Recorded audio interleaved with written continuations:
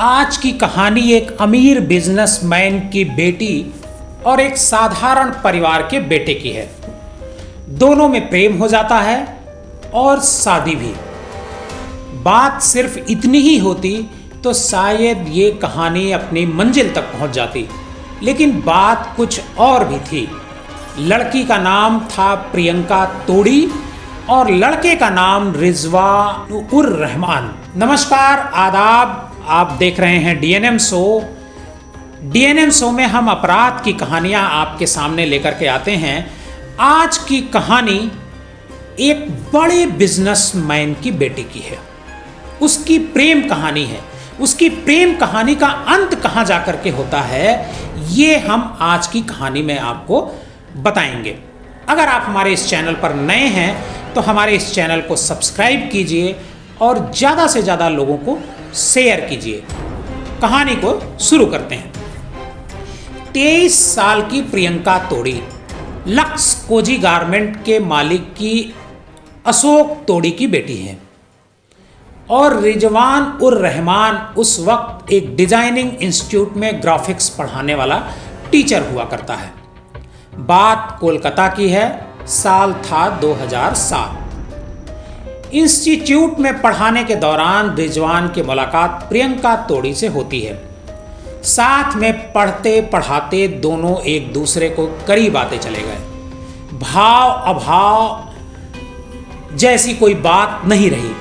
फिर एक वक्त ऐसा आया कि दोनों ने शादी करने का फैसला कर लिया। रिजवान के परिवार को तो इस शादी से कोई ऐतराज नहीं था, लेकिन दोनों को यह डर था कि तोड़ी परिवार इसके लिए बिल्कुल तैयार नहीं होगा, क्योंकि तोड़ी परिवार लक्स कोजी, जो अंडर गारमेंट की देश की बड़ी कंपनियों में से एक है, उस परिवार की प्रियंका बेटी हुआ करती थी और रिजवान एक साधारण परिवार का हुआ करता था। लेकिन प्रेम कभी ये नहीं देखता है कि कौन अमीर है और कौन गरीब। जब प्रियंका और रिजवान को कोई रास्ता और नहीं सूझा तो दोनों ने 18 अगस्त 2007 को चुपके से शादी कर ली। 31 अगस्त को प्रियंका अपने पिता की कोठी छोड़कर रिजवान के मामूली से घर में रहने के लिए आ गई और प्रियंका अशोक तोड़ी को फोन पर शादी की सूचना दे दी। कुछ समय तक दोनों साथ रहे, लेकिन बाद में प्रियंका अपने पिता के घर पर ही रहने लगी। दोनों ने शादी तो कर ली थी, लेकिन आगे का रास्ता बिल्कुल भी आसान नहीं था। दोनों को समझ आ चुका था कि अशोक तोड़ी उन्हें अलग करने के लिए किसी भी हद तक जा सकते हैं। रिजवान और उनके परिवार को धमकियां मिलने लगी।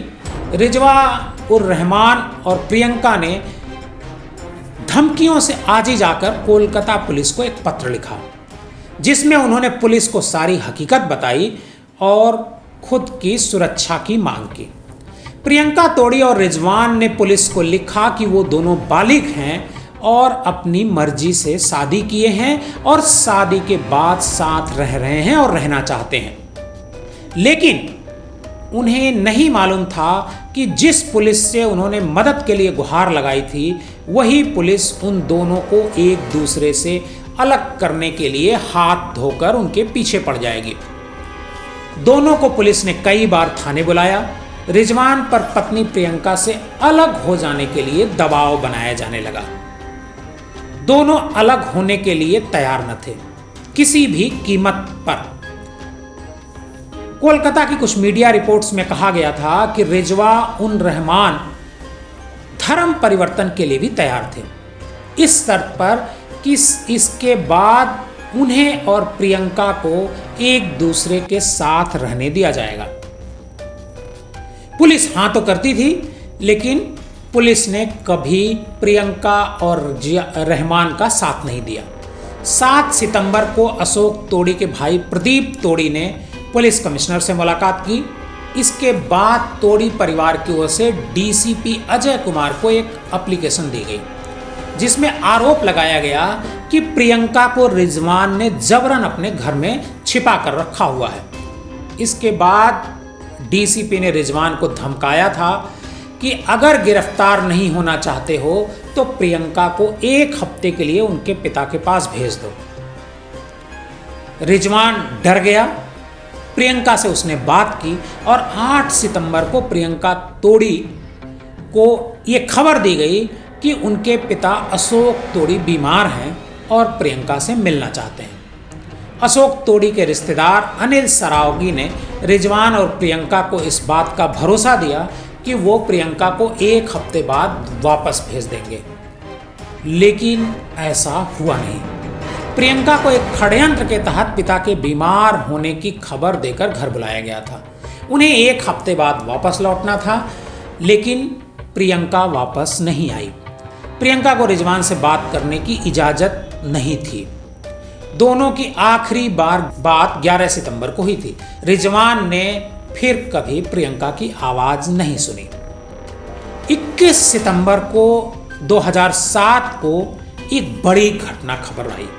रिजवान की मौत की खबर थी वो। रिजवान की मौत हो चुकी थी। उसका शव कोलकाता में ही रेल पटरियों के पास मिला। सिर के पिछले हिस्से में एक गहरा घाव था। रहस्यमय परिस्थितियों में हुई उनकी मौत से उन्हें जानने वाले लोग सन्न थे। पुलिस ने कहा यह आत्महत्या का मामला है। रिजवान प्रियंका तोड़ी से अलग होने की वजह से डिप्रेशन में आकर के आत्महत्या कर ली। पुलिस का ऐसा तर्क था। तोड़ी परिवार से पुलिस के घालमेल की खबरें भी इधर मीडिया में चलने लगी। मामले ने तूल पकड़ा। कैंडल मार्च से शुरू हुआ विरोध प्रदर्शन हिंसा का रूप ले लिया। पत्थरबाजी शुरू हुई। पुलिस की कई गाड़ियां फूंक दी गई।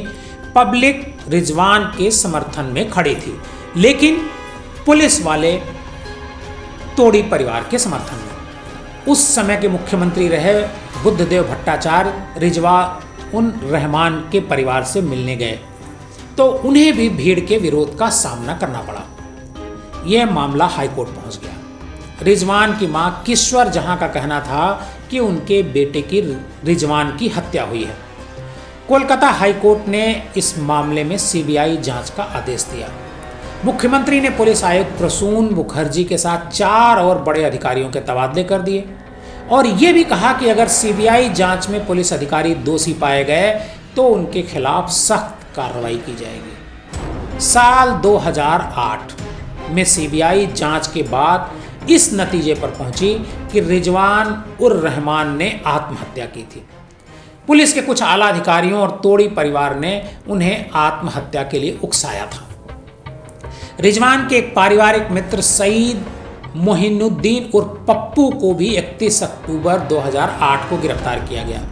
अशोक तोड़ी, भाई प्रदीप और रिश्तेदार अनिल को आत्महत्या के लिए उकसाने के मामले में दिसंबर 2008 में गिरफ्तार किया गया। जनवरी 2009 में उन्हें जमानत भी मिल गई। मई 2010 में कोलकाता हाईकोर्ट ने सीबीआई को इस मामले में हत्या का केस दर्ज कर 4 महीने में जांच रिपोर्ट सौंपने का आदेश दिया।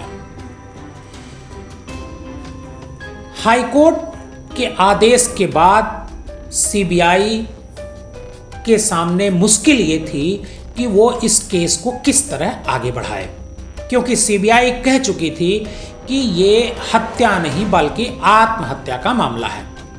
अशोक तोड़ी और सीबीआई ने कोलकाता उच्च न्यायालय के आदेश को चुनौती देते हुए सर्वोच्च न्यायालय का रुख किया। सुप्रीम कोर्ट ने रिजवान उर रहमान की मौत के मामले की नए सिरे से जांच करवाने से इनकार कर दिया। सुप्रीम कोर्ट ने कहा इसकी जरूरत नहीं है।